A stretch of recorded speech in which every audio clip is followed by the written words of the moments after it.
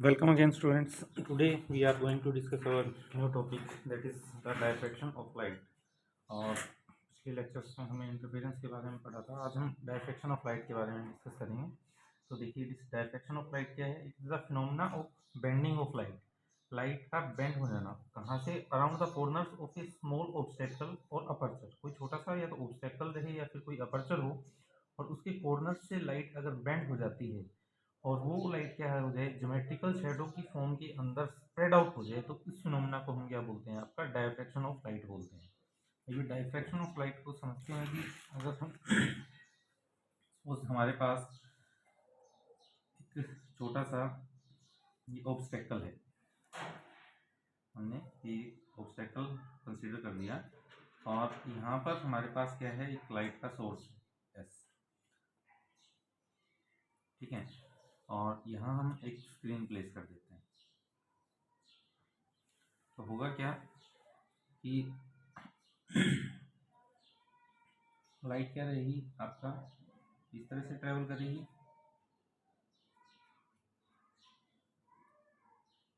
तो होना ये चाहिए था कि हमें सिर्फ और सिर्फ ये पार्ट शेडो के अंदर नज़र आना चाहिए था, लेकिन लाइट क्या है, इन कॉर्नर से क्या कर जाती है? डायफ्रैक्ट कर जाती है, जिसकी वजह से हमें ये रीजन भी क्या रहता है? विजिबल रहता है, ठीक है। तो इन शार्प एजेस से जो लाइट बेंड हुई है, इसी फिनोमेना को हम क्या बोलते हैं? आपका डायफ्रैक्शन ऑफ लाइट बोलते हैं। ये हमने एक ऑब्स्टेकल का केस लिया है। अगर सपोज करें कि हमारे पास एक स्मॉल अपर्चर है इस तरह से, तो यहाँ से लाइट क्या होना चाहिए था कि आपका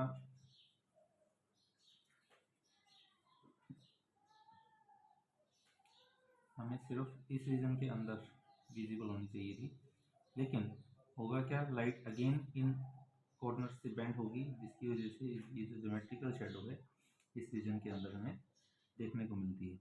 और एक सोडियम लैंप की हेल्प से हम ये एक्सपेरिमेंट परफॉर्म भी करवा सकते हैं। सपोज आपके पास एक सोडियम लैंप है, और उस सोडियम लैंप के सामने आप एक छोटा सा अपर्चर रख देते हैं, और अपर्चर जो रहेगा आपका सोडियम लैंप से 2 मीटर के डिस्टेंस पर हो, तो स्क्रीन के ऊपर हमें अल्टरनेट ब्राइट और डार्क फ्रिंजेस देखने को मिलते हैं, ठीक है। तो वो जो फिनोमेना है वो भी आपका डायफ्रैक्शन ऑफ लाइट रहेगा। बेसिकली यहाँ पर क्या होता है? लाइट बेंड हो जाती है, कहाँ से? स्मॉल अपर्चर से, या फिर बोलें कि स्मॉल ऑब्स्टेकल्स से, ठीक है। और जो स्प्रेडिंग ऑफ लाइट रहेगी उसी को हम क्या बोलते हैं? आपका डायफ्रैक्शन ऑफ लाइट बोलते हैं। अब हम डिस्कस करेंगे कि diffraction of light from a single slit. Diffraction of light at a single slit. At a single slit, देखिए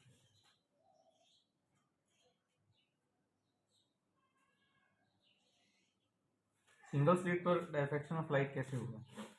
एक्सपेरिमेंटल अरेंजमेंट चेक करते हैं सबसे पहले। सपोज ये आपके पास में एक पॉइंट सोर्स ऑफ लाइट है,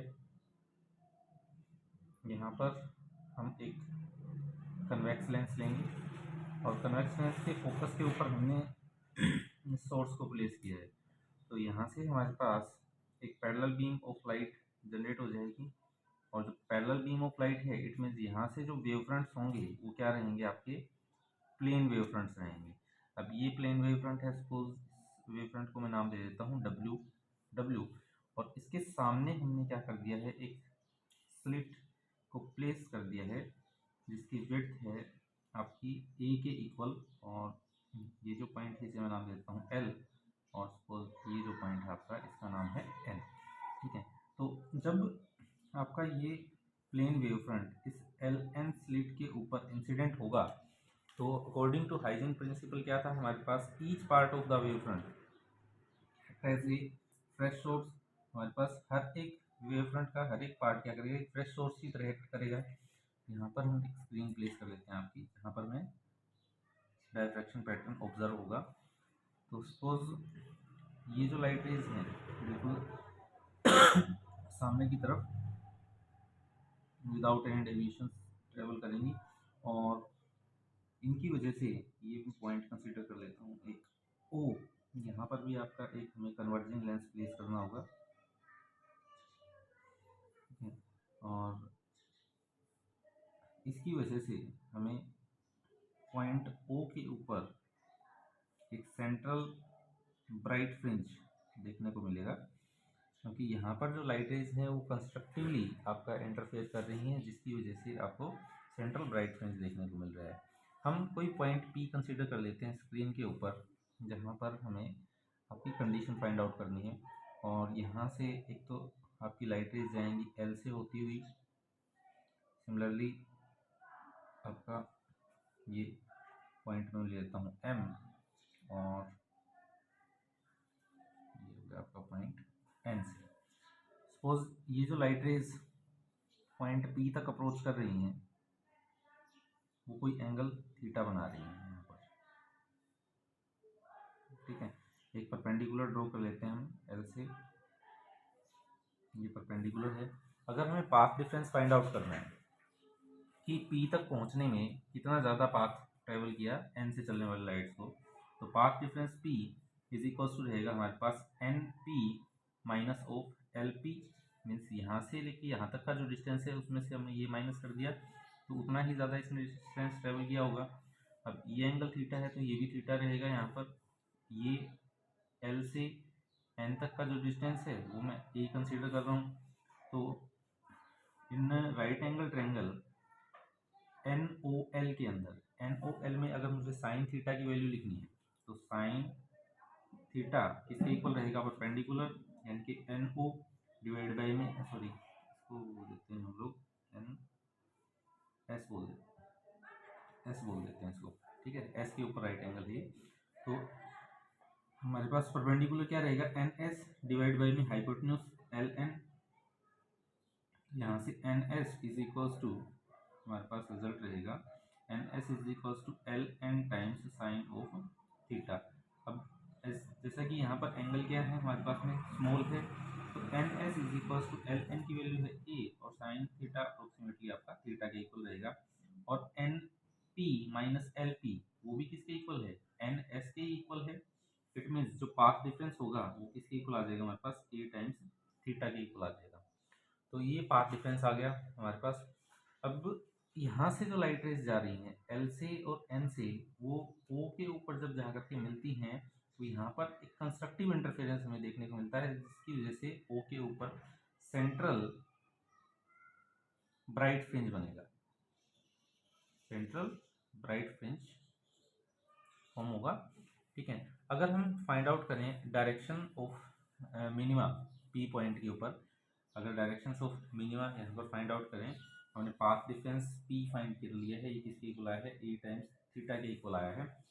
अब डायरेक्शन ऑफ मिनिमा अगर हम फाइंड आउट करें तो सपोज कर लेते हैं कि जो आपका पाथ डिफरेंस है पी, जब लाइट रेज आपकी पी के ऊपर अप्रोच करती हैं पॉइंट पी के ऊपर, तो जो हमारे पास पाथ डिफरेंस आया है let A theta P equal to lambda, A theta किसके इक्वल है, लेमडा के इक्वल है।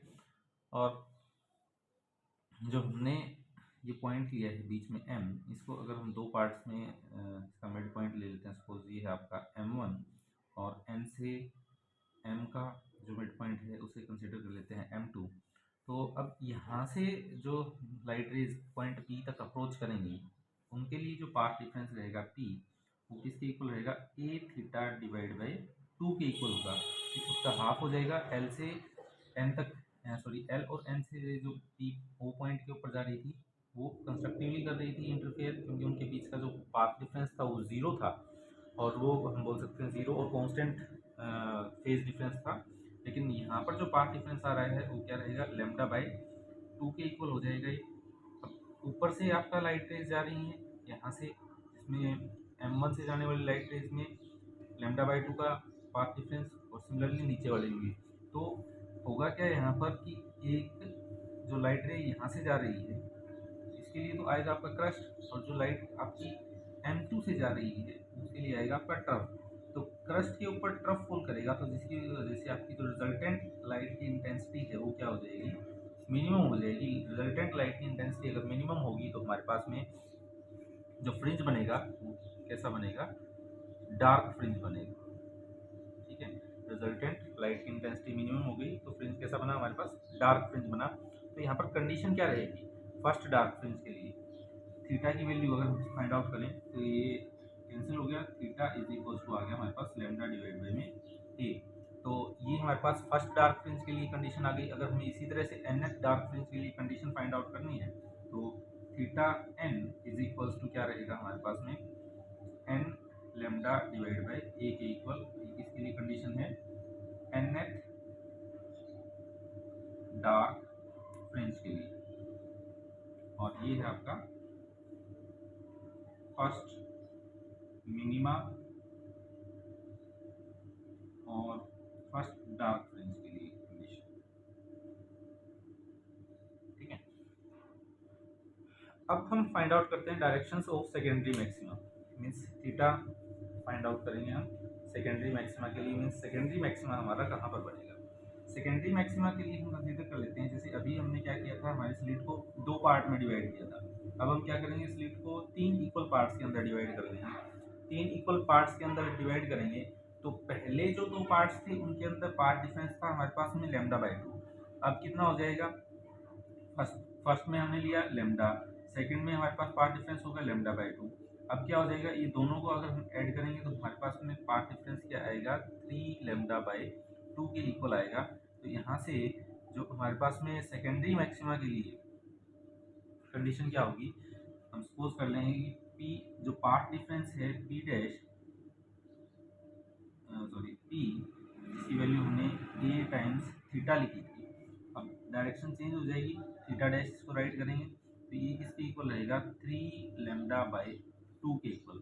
अब यहाँ से क्या है, इसको तीन पार्ट्स में डिवाइड किया जा सकता है, लैम्डा बाई 2, लैम्डा बाई 2 और लैम्डा बाई 2। एक तो आपकी लाइट रे यहाँ से जा रही है इस तरह से, सेकंड आपका लाइट रे यहाँ से जाएगी इस तरह से। यहाँ पर क्या होगा, एक ट्रस्ट के ऊपर दूसरे का ट्रस्ट आएगा और जो नीचे से जाएगी उसका फिर ट्रस्ट आएगा।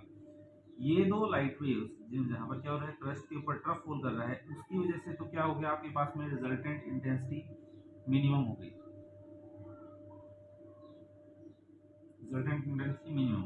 और जो ये लैम्डा बाई 2 बचा, इसकी वजह से हमें क्या मिलेगा, सेकेंडरी मैक्सिमा देखने को मिलेगा।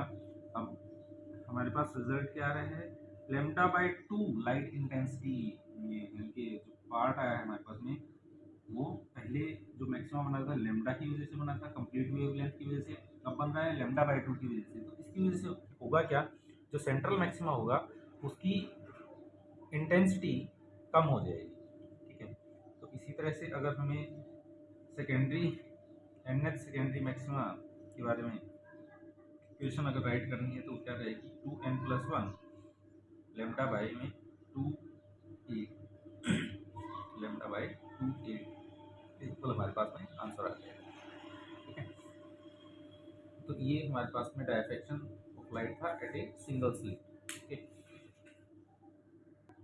नेक्स्ट हम बात करेंगे angular width of central maxima के बारे में, कि जो सेंट्रल मैक्सिमम फ्रिंज हमारे पास में बना है उसकी एंगुलर विड्थ क्या रहेगी, एंगुलर विड्थ और लीनियर विड्थ के बारे में बात करेंगे।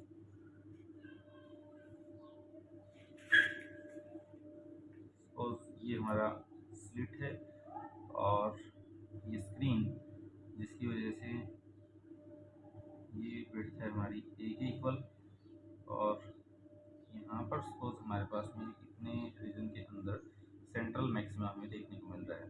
अगर ये सेंट्रल मैक्सिमा है तो यहाँ पर आपकी जो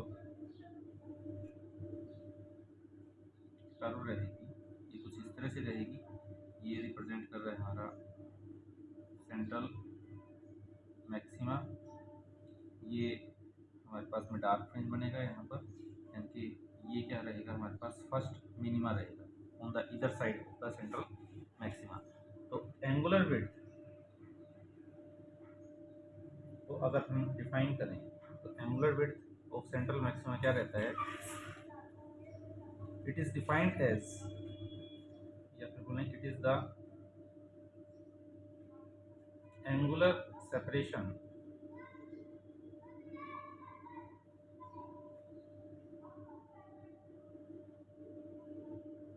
between the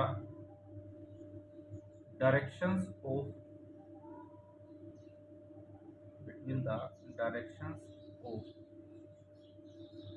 first minima on the two sides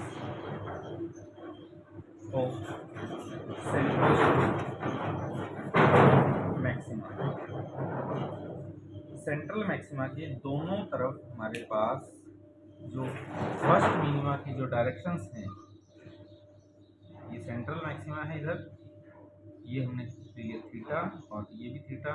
it means अगर हमें आपका एंगुलर विड्थ बतानी है सेंट्रल मैक्सिमा की, जिसको मैं रिप्रेजेंट कर रहा हूँ यहाँ पर बीटा नोट से, तो बीटा नोट किसके इक्वल रहेगा, 2 टाइम्स ऑफ थीटा के इक्वल रहेगा। और थीटा के लिए अभी हमने इक्वेशन रिजल्ट फाइंड आउट किया था, थीटा किसके इक्वल था, लैम्डा डिवाइड बाई में ए के इक्वल था मिनिमा के लिए। तो ये वैल्यू जब हम यहाँ पर पुट करें तो beta not is equal to रहेगा आपके पास में 2 theta is equal to 2 lambda divide by ए के equal. Beta not is equal to 2 lambda divide by ए के इक्वल रहेगा। नेक्स्ट हम बात करते हैं आपका लीनियर विड्थ के बारे में। ये 2 थीटा हमारे पास में क्या आ गई है, एंगुलर विड्थ आ गई है, और जिसकी वैल्यू है 2 लैम्डा डिवाइड बाई में ए के इक्वल। अगर हम बात करें लीनियर विड्थ की, तो लीनियर विड्थ सपोज ये बीटा नॉट के इक्वल है, हमें पता है कि एंगल इसके इक्वल रहता है आपका आर्क अपॉन रेडियस के। सपोज कर लेते हैं स्लिट से स्क्रीन के बीच का जो डिस्टेंस है वो डी के इक्वल है, तो हमें चाहिए आर्क लेंथ। तो आर्क किसके इक्वल रहेगा, एंगल इनटू रेडियस, और आर्क हम यहाँ पर लेके चल रहे हैं बीटा नॉट। एंगल कितना है 2 टाइम्स ऑफ थीटा, और रेडियस कितनी है हमारे पास डी के इक्वल है। तो beta not is equal to 2 D और थीटा था आपके पास में lambda by A. It means beta not is equal to 2 D by lambda के इक्वल हमारे पास में आंसर रहेगा। मैं ऊपर राइट कर देता हूँ इसको, ये रहेगा 2 डी डिवाइड बाई में एक, ये हमारे पास में लीनियर विड्थ आ जाएगी। तो आज के लिए बस इतना ही। Thank you, have a nice day.